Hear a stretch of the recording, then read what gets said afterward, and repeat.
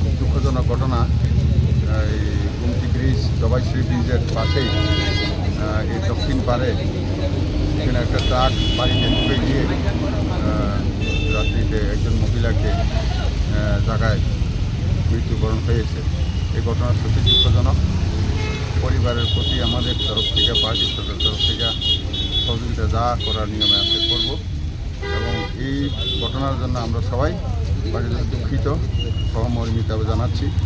তো যাই হোক, রাস্তার পাশে যারা গাড়িগুলো যারা রাস্তাতে গাড়ি চালায়, গাড়ি চালকদের তাদেরকেও আমি অনুরোধ করব আপনাদের নিয়ন্ত্রণে যাতে রেখে গাড়িগুলি চালায়, এরকম যাতে অঘটন করে ভবিষ্যতে না হয়, এটা আমার আবেদন রইল।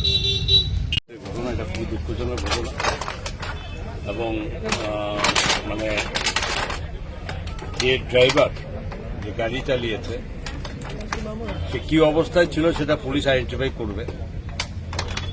সে সুস্থ ছিল কিনা, নেশাগ্রস্ত ছিল কিনা, সেটা দায়িত্ব পুলিশের, পুলিশ সেটা করবে। কিন্তু প্রথম কথা হচ্ছে যাদের ক্ষতি হয়ে গেল, যিনি চলে গেছেন, কবিতা শাহ যিনি চলে গেছেন, উনি আর ফিরবেন না। কিন্তু এইভাবে বিপর্যয় ঈশ্বর রক্ষা করে মানুষকে। তো একজনকে নিয়ে গেল, বাকি তারা তিনজনে বাচ্চা যারা ছিল তো তারা রক্ষা পেয়েছে, এটা হচ্ছে বড় ব্যাপার।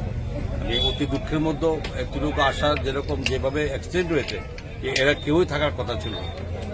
ঠিক আছে, এরা বেঁচে গেছে, এরা যাতে ভালো থাকে এটা বলবার। দ্বিতীয় কথা, এর উপরে বিভিন্ন সময়ে এটা নিয়ে কথা উঠছে, ট্রাফিক কন্ট্রোল সিস্টেমটা ঠিক নয়। আমিও এই ব্যাপারে সময়ে সময়ে এখানে এসপির সঙ্গে ডিএমএসপি থেকে শুরু করে এবং তাদের সঙ্গে বারংবার কথা হয়েছে কন্ট্রোল করার জন্য।